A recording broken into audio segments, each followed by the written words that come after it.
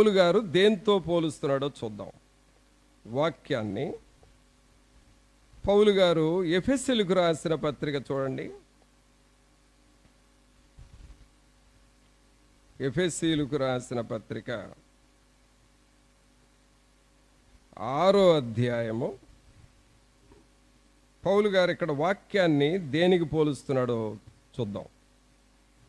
ఎఫెసీ 6:17 చదవండి. మరియు రక్షణయను శిరస్త్రాణమును, ఇదిగో చూడండి, దేవుని వాక్యమును ఆత్మ ఖడ్గమును ధరించుకొనుడి. అనగా దేవుని వాక్యాన్ని పౌలు గారు దేనికి పోలుస్తున్నాడంటే ఒక ఖడ్గానికి పోలుస్తూ ఉన్నాడు. దేంతో సమానం అండి అది? వాక్యము ఖడ్గము. ఖడ్గము అంటే అది ఒక ఐరన్ వస్తువు. ఖడ్గం, దానితో ఏం చేస్తామంటే వస్తువుల్ని లేక ఏదైనా అనవసరమైనది ఉంటే దాన్ని అక్కడ నరికేస్తాం.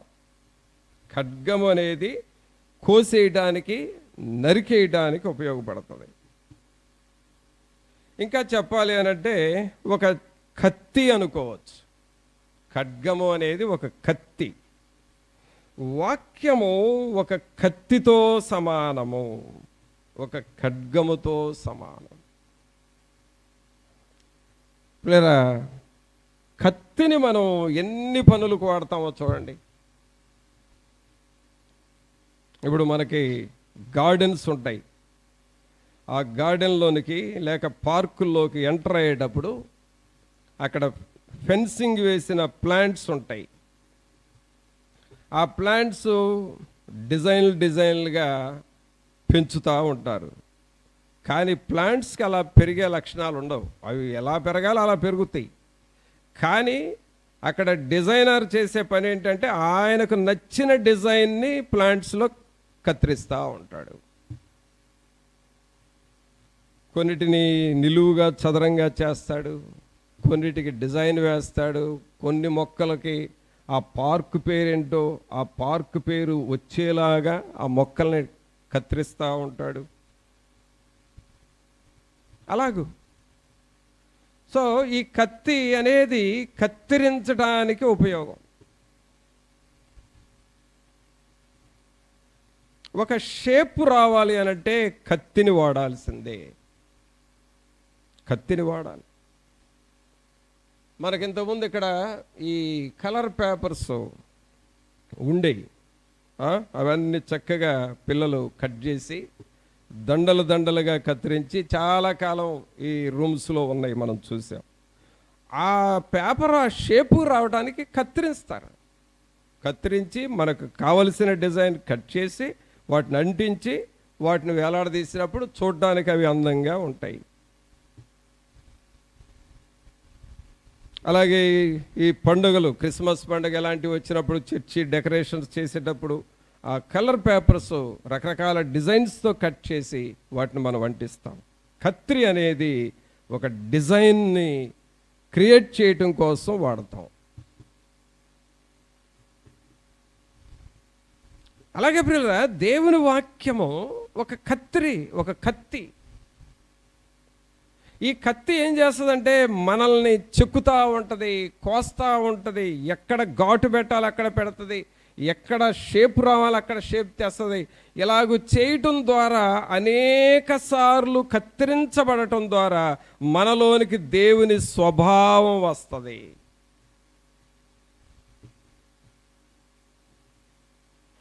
దేవుని స్వభావం మనలోనికి వస్తుంది. అందుకనే దేవుని వాక్యం బాగా చదివే వాళ్ళలోనికి దేవుని స్వభావం వస్తుంది. దేవుని వాక్యం పెట్టి బాగా ప్రార్థన చేసే వాళ్ళకి దేవుని మనస్సు వస్తూ ఉంటుంది. అందుకనే వాక్యాన్ని చదువుతూ ఉండాలి. ఎప్పుడు పడితే అప్పుడు చదువుతూ ఉండాలి. కొన్నిసార్లు పద్దాక బైబిల్ చదవాలా అని అనిపిస్తుంది. చదవాలి. అది చదవటం ద్వారా, వాక్యం చదివే కొద్దే నిన్ను దేవుడు కత్తిరిస్తూ ఉంటాడు. సరే, ఇంకొక విషయం దేవుడు గుర్తు చేశాడు, చెబుతున్నాను. కడుపులో ఏదో బాధగా ఉంది, ఏంటో బాగాలేదని చెప్పి డాక్టర్స్ దగ్గరికి వెళ్ళారు. డాక్టర్స్ ఏమన్నారంటే పరీక్ష చేసి స్కానింగ్ తీద్దామన్నారు. స్కానింగ్ తీశారు, రిపోర్ట్ చూశారు. అమ్మా, నీకు ఈ బాధ ఉండటానికి కారణం ఏంటంటే ఇదిగో చూడు, ఈ స్కానింగ్లో, ఈ రిపోర్ట్లో నీకు ఒక పెద్ద గడ్డ ఉంది, లోపల అల్సరు, దాని చుట్టూ 2-3 పెరిగినాయి. ఇవి ఇలాగే ఉంచితే పగిలిపోయినాయి అంటే నీ జీవితమే ప్రమాదం, వెంటనే వాటిని ఆపరేషన్ చేసి తీసేయాలి అంటారు కదా. ఈ మనిషికి బాధే, అమ్మో ఆపరేషన్ అంట, గడ్డలు ఉన్నాయనంట, బాధే. తెలిసిన వాళ్ళందరికీ చెబుతారు, చెప్పుకున్నా తగ్గుతాయా? తగ్గవు. నీకు ఆపరేషన్ చేయించుకోవడానికి ఇష్టం ఉన్నా లేకపోయినా నువ్వు బ్రతకాలంటే ఖచ్చితంగా మరలా డాక్టర్ దగ్గరికి వెళ్ళాలి. డాక్టర్ నిన్ను ఆపరేషన్ థియేటర్కి తీసుకెళ్ళాలి. ఆ థియేటర్లో మరి దానికి సంబంధించిన డాక్టర్స్ వస్తారు. మరి ఆపరేషన్ స్టార్ట్ చేయాలి. ఆపరేషన్ స్టార్ట్ చేయడానికి డాక్టర్ల చేతులుండి ఏమీ చేయలేరు. డాక్టర్కి 2-3 డాక్టర్లు ఉంటారు. 3 డాక్టర్ల మీద 3 రెళ్ళు 6 చేతులు ఉంటాయి. 6 చేతులు ఉండి కూడా వాళ్ళు ఏం చేయలేరు. చివరికి వాళ్ళకి ఏం కావాలి? కత్తి కావాలి. అంటే ఆ వ్యక్తిని బాగు చేయాలి అనంటే, ఆ వ్యక్తికి మరలా లైఫ్ ఇవ్వాలి అనంటే ఆ గడ్డ తీసేయాలి. ఆ గడ్డ తీసేయాలంటే కత్తి కావాల్సిందే. పిల్లరా, కత్తి అనేది అక్కడ దేనికంటే వేస్ట్ని కత్తిరించేస్తుంది, నీకు లైఫ్ ఇస్తుంది. ఆ గడ్డ అలాగే ఉంటే సంవత్సరంలో అది పగిలి చచ్చిపోతావు. కానీ ఆ గడ్డ తీసేస్తే ఇంకా 20 సంవత్సరాలు బతుకుతావు నువ్వు. నీకు భయమైనా సరే తీసేసుకోవాల్సింది అది. అలాగే దేవుని వాక్యము ఒక ఆత్మ ఖడ్గము.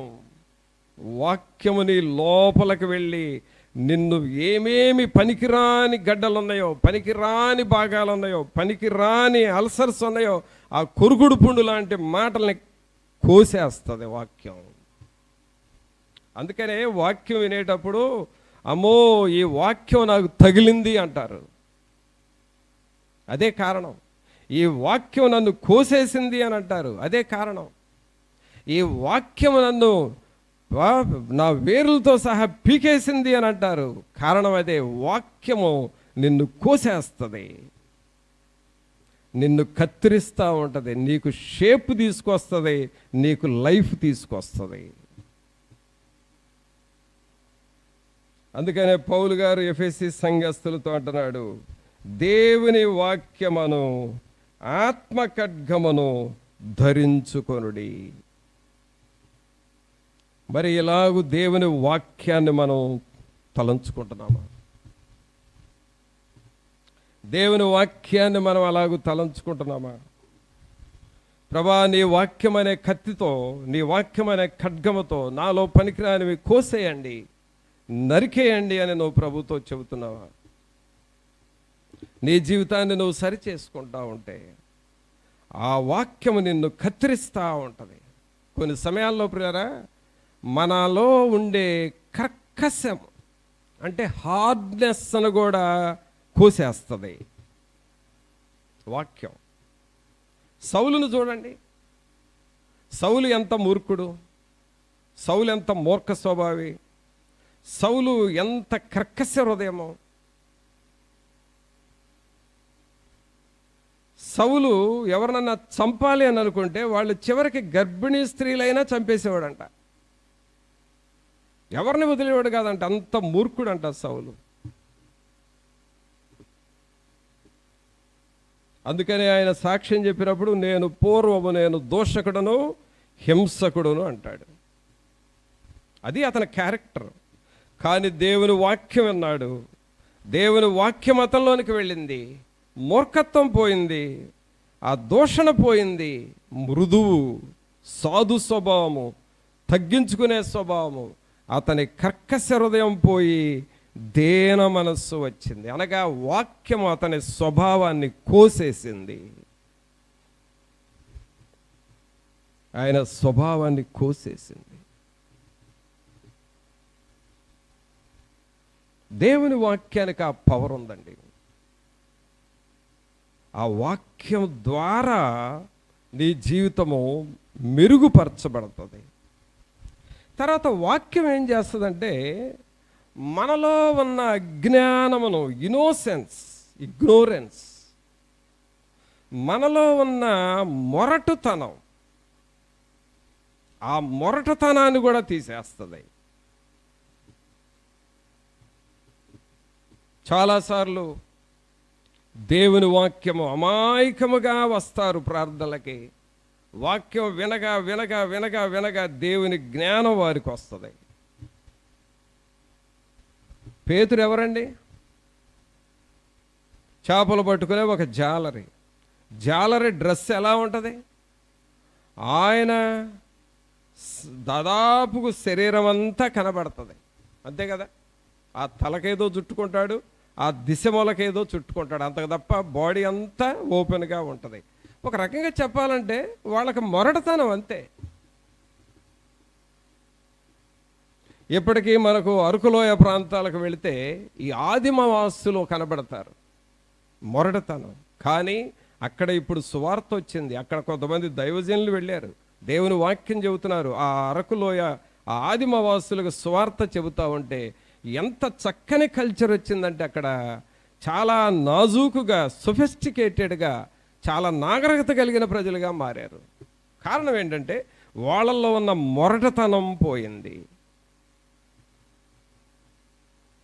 పిల్లరా, దేవుని వాక్యము నీ అజ్ఞానాన్ని పోగొడుతుంది, నీ మొరటతనమును పోగొడుతుంది. వాక్యము ద్వారా నీకు విజ్ఞానం వస్తుంది, నాగరికత నీలో పెరుగుతూ ఉంటుంది. అది కత్తి చేసే పని.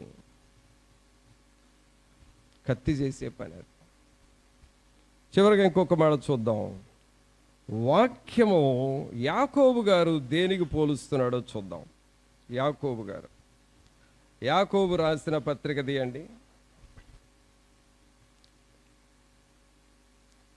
యాకోబు రాసిన పత్రిక 1వ అధ్యాయము. యాకోబు రాసిన పత్రిక 1వ అధ్యాయము 23వ వచనం చూడండి. 23 అందరూ చదువుతారా? చదవగలిగిన వారు అందరూ చదవండి. యాకోబు రాసిన పత్రిక 1వ అధ్యాయము 23వ వచనం. ఎవడైనను వాక్యమును వినువాడై ఉండి దాని ప్రకారము ప్రవర్తింపని వాడైతే వాడు అద్దములో తన సహజ ముఖమును చూచుకొను మనుష్యుని పోలి ఉన్నాడు. వాడు తన్ను చూచుకొని అవతలికి పోయి తానెట్టివాడో వెంటనే మరచిపోవును కదా. చూడండి, యాకోబు గారు వాక్యాన్ని దేనికి పోలుస్తున్నాడంటే మిర్రర్, అద్దమునకు పోలుస్తున్నాడు. ఒక మిర్రర్ లాంటిది వాక్యం, ఒక అద్దం. ఏంటండి అద్దం చేసే పని ఏంటి? అద్దము చేసే పని ఏంటంటే, చూడండి, ఒక వాహనం, ఆటో కానీ, బస్సు కానీ, కారు కానీ నడుపుకుంటూ వెళ్ళేవాళ్ళు, వాళ్ళకి ఈ సైడు అద్దం మిర్రర్ ఉంటుంది, అటు మిర్రర్ ఉంటుంది. మరలా డ్రైవర్ ముందు పైన ఇంకొక మిర్రర్ ఉంటుంది. 3 అద్దాలు ఉంటాయి. ఈ అద్దాలు ఎందుకంటే వెనక ఎవరు వస్తున్నారో, ఎంత దగ్గరకు వచ్చారో చూసుకుంటూ ఉంటారు. కుడివైపు ఎవరు వస్తున్నారు, ఎడమవైపు ఎవరు వస్తున్నారు, ఆ పైన స్ట్రైట్ రోడ్డు మీద ఎవరు వస్తున్నారు. ఒక్కసారి మిర్రర్లోకి చూస్తే వెనక ఎవరు వస్తున్నారో తెలిసిపోతుంది.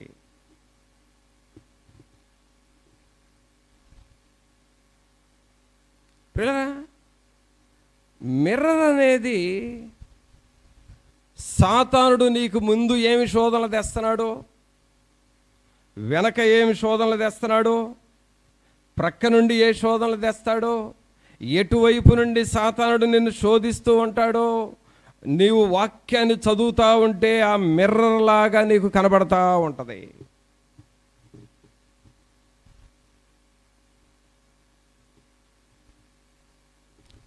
నడిపే డ్రైవరు మిర్రర్ చూసుకొని ఎవరు ఎంత దూరంలో ఉన్నారో చూసుకున్నట్లుగా వాక్యాన్ని చదువుతూ ఉంటే, దేవుని వాక్యాన్ని పఠిస్తూ ఉంటే, వాక్యమును చూచుట ద్వారా నీకు ఎక్కడ ఏమి జరిగేదంతా తెలుస్తుంది. అంతేకాదు, మిర్రర్ అనేది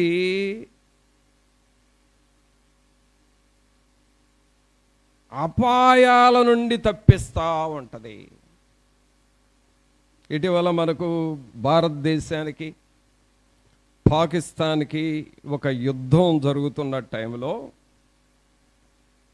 ఆ పాకిస్తాన్ బోర్డర్లో ఒక చిన్న విలేజ్, చిన్న గ్రామం, ఆ పాకిస్తాన్ వాళ్ళు ఈ గ్రామం మీద బాంబులు వేసి గ్రామస్తుల్ని, అంటే అక్కడ ఉన్న ముఖ్యమైన వాటిని మరి బాంబులేసి తగలబెట్టాలి అని అనుకున్నారు.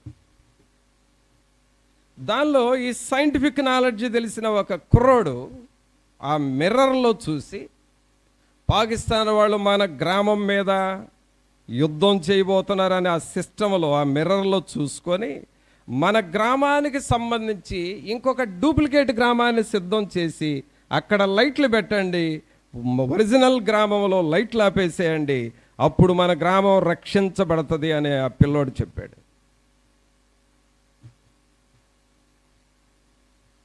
అప్పుడు వాళ్ళందరూ విని, మన గ్రామం మీద పాకిస్తాన్ వాళ్ళు యుద్ధం చేస్తున్నారని ఇలాంటి గ్రామాన్ని అప్పటికప్పుడు డూప్లికేట్గా పొలాల్లో కొంచెం చిన్న ఇల్లు పెట్టి లైటింగ్ పెట్టేస్తే, ఆ యుద్ధం చేసే వాళ్ళకి అక్కడ లైట్లు ఉండేసరికి అక్కడ బాంబులు వేశారు, ఇక్కడ లైట్లు ఆపేశారు, కాబట్టి ఈ గ్రామం క్షేమంగా ఉంది.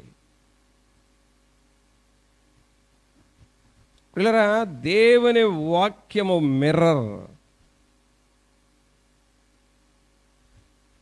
దేవుని వాక్యాన్ని నువ్వు చదువుతా ఉంటే,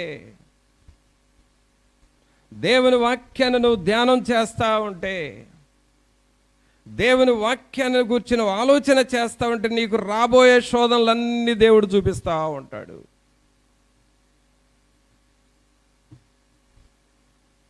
దేవుని వాక్యాన్ని నువ్వు ఆలోచన చేస్తా, వాక్యం ప్రకారం ప్రార్థన చేస్తా ఉంటే, నీ కుటుంబానికి రాబోయే శోధనలో, మన సమాజంలో రాబోయే శోధనలో, మన సంఘాల్లో రాబోయే శోధనలో అన్ని ప్రభు నీకు ముందు వచ్చే శోధనలు కనబడతాయి, వెనక వచ్చే శోధనలు కనబడతాయి, ప్రక్క నుండి వచ్చే శోధనలు కనబడతా ఉంటాయి.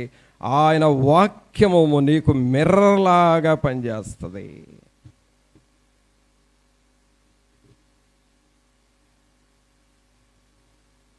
మరి వాక్యములో నిన్ను నువ్వు అలాగూ చూసుకుంటున్నావా? వాక్యములో నిన్ను నువ్వు చూసుకుంటున్నావా? వాక్యముతో నిన్ను నువ్వు పోల్చుకుంటున్నావా? దేవుని వాక్యాన్ని చూసుకుంటున్నప్పుడు నీవేంటో, నీ పరిస్థితి ఏంటో అర్థమవుతుంది. నీ రాకపోకల్లో వచ్చే నష్టాలేంటో, నీ ముందున్న శోధనలేంటో, నీ వెనుకున్న శోధనలేంటో, నీ పిల్లలకేం జరగబోతుందో అన్ని ప్రభువు చూపిస్తూ ఉంటాడు.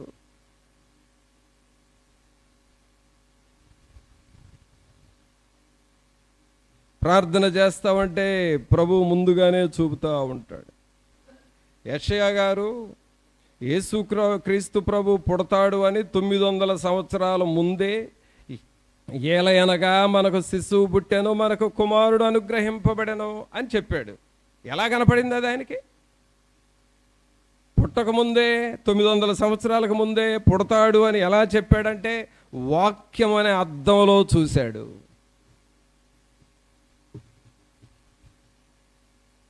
వాక్యమైన అద్దంలో చూశాడు. యేసుక్రీస్తు ప్రభు వారు కూడా, ఇదిగో మనిషి కుమారుని మీరు పట్టుకుంటారు, బంధిస్తారు, అతన్ని సిలువేస్తారు, ముళ్ళకిరీటం పెడతారు, సమాధి చేస్తారు, తర్వాత తిరిగి లేస్తాడు అని యేసు ప్రభు ముందుగానే అన్నీ చెప్పేశాడు. జరగబోయే అన్నీ చెప్పాడు. ఎలా చెప్పాడు? వాక్యం అనే అద్దంలో చూశాడు ముందుగానే. పిల్లరా, నీ ఇంటిలో డ్రెస్సింగ్ టేబుల్ దగ్గర ఉంది మిర్రరు. నీవు మరి రోజు వాడుకుంటావు, చేత్తో పట్టుకొని చూసుకునే మిర్రర్ ఉంది. ఆ మిర్రర్ తాత్కాలికము. దేవుని వాక్యమనే మిర్రర్ నీ భవిష్యత్తును చూపిస్తుంది, నీకు పరలోకాన్ని చూపిస్తూ ఉంటుంది. అందుకనే వాక్యము దగ్గరకు మనం రావాలి. వాక్యము దగ్గర నువ్వు మోకరించాలి. వాక్యము దగ్గరకు వచ్చి నా బ్రతుకును చూపించయ్యా అని నువ్వు అడగాలి. వాక్యము దగ్గర మోకరించి నేనేంటి, నా కుటుంబం ఏంటి, నా భవిష్యత్తు ఏంటి, నాకు చూపించయ్యా అని దండం పెట్టి వాక్యాన్ని అడగాలి.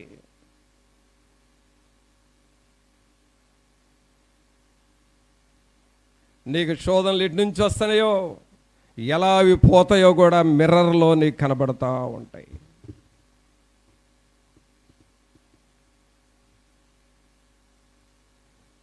అందుకనే యాకోబు గారు అంటున్నాడు, ఎవడైనను వాక్యమును వినివాడయ్యుండి దాని ప్రకారము ప్రవర్తింపని వాడైతే వాడు అద్దములో తన సహజ ముఖమును చూచుకొని మనుష్యుని పోలి ఉన్నాడు.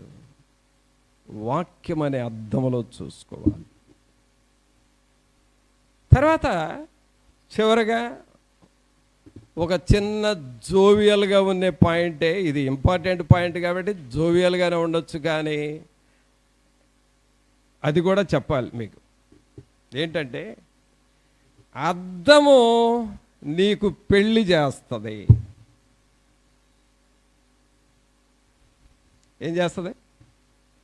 అద్దము నీకు పెళ్లి చేస్తుంది. ఏందన్నా నిజంగానే జోక్గా మాట్లాడేవంటారు. సరే, నేనంట, మీకు మ్యారేజ్ డే ఎప్పుడు ఉందా? మ్యారేజ్ డే అనేది ఒకటి ఉందా? ఉంది. ఆ రోజు నువ్వు పెళ్లి చేసుకోబోయే ముందు అద్దం చూసావా, చూడలేదా? చెప్పాయా లేటెస్ట్ ప్రశాంత్, అద్దం చూసావా లేదా? అస్సలు ఆ రోజు చూసినన్ని సార్లు ఏ రోజు చూడవండి. పెళ్లి రోజు ఎట్లా అంటావు, ఇట్లా అంటావు, ఇట్లా అంటావు. అసలు నీ చుట్టూ ఉన్న వాళ్ళందరూ నిన్ను అద్దం అటు చూడమ్మా ఇటు చూడమ్మా అని యాంగిల్స్. అద్దం లేకుండా, అద్దంలో చూడకుండా పెళ్లి చేసుకునే వాళ్ళు ఎవరైనా ఉంటే నీకు చెయ్యొత్తండి ఇక్కడ. అబ్బా, ఎక్కడ కొనుక్కున్నారో అద్దాలు, మరి అవి ఉండయో పోయినాయి ఆ రోజు. ఆ పెళ్లి రోజు ఖచ్చితంగా అద్దం చూస్తాం. అద్దంలో చూసుకొనే నువ్వు పెళ్లికి బయలుదేరతావు.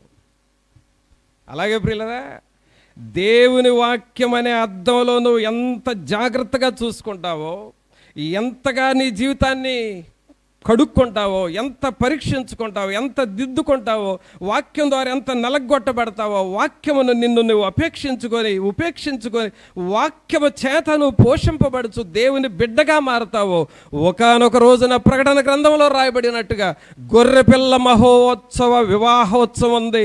అప్పుడు పెండ్లి కుమారుడైన యేసుక్రీస్తుతో నీకు పెళ్లి చేయబడుతుంది. గొర్రెపిల్ల వివాహోత్సవ సమయము వచ్చెను రండి. ఏంది ఇది? పెళ్లిపాట అనుకున్నారా? పెళ్లిపాట కాదండి ఇది. మనకు దేవునితో, మన ప్రభు అయిన యేసుక్రీస్తుతో, మన వరుడైన యేసుక్రీస్తుతో ఆయన పెండ్లి కుమారుడిగా సిద్ధపడ్డాడు. మనం పెండ్లి కుమార్తెగా సిద్ధపడి పరలోకములో దేవునితో మనకు వివాహము కాబోతా ఉన్నది. ఈ పరలోకములో నీకు తండ్రి అయిన దేవునితో వివాహమైన తరువాత నీవు ఆ ఇంట్లో ఉండబోతున్నావు, పరలోకములో ఉండబోతున్నావు. అంటే వాక్యం అనే అర్థంలో నిన్ను నువ్వు జాగ్రత్తగా చూసుకోవాలి. వాక్యం అనే అర్థం కనుక చూడకపోయావో, వాక్యం అనే అర్థంలో నిన్ను నువ్వు పరీక్షించుకోపోయావో, పరలోకములో గొర్రెపిల్ల వివాహోత్సవం మిస్ అవుతావు, నీవు నరకానికి వెళ్తావు.